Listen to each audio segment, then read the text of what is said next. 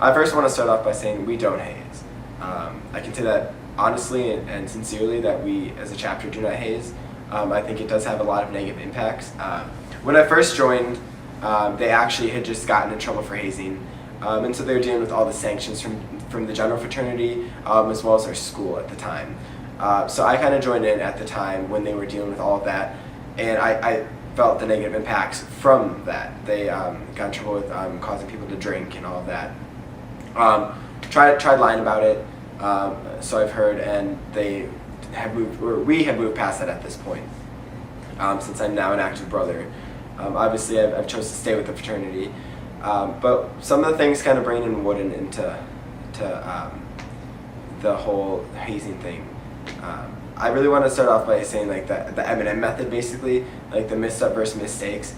On SLU's campus specifically, 3 years ago, we had a hazing incident with another fraternity on our campus, and they have now been removed from our campus. Beta had an incident the same year.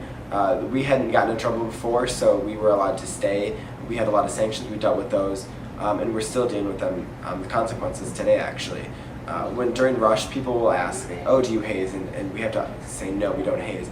And then some of them have heard of the things that have went on before, and we have to kind of combat that at some time or some points. There's this connotation out there that people are not learning from those missteps. Another fraternity got kicked off campus, another one's getting removed.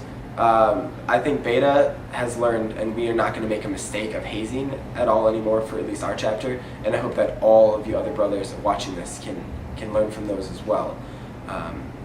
We're given one chance, and if we mess that up, we might be given a second chance, but a lot of the times the administrative office doesn't like to deal with hazing, so they just shut us down. And that's our fault. That's our own fault for doing that, for allowing that culture to persist and allowing that culture to grow and get out of hand. At Keystone, it kind of comes down to we are the leaders. We need to be the ones to make a stand, even if it's not the popular one. We need to stand up for those who may have a silenced voice in the chapter, or those pledges or rashees who necessarily aren't respected yet. We need to give them that voice by offering them our voice.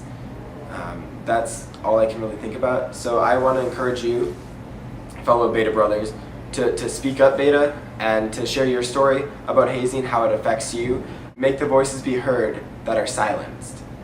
Make the voices be heard that are too quiet to make a stand for themselves, and give them that voice by lending them yours.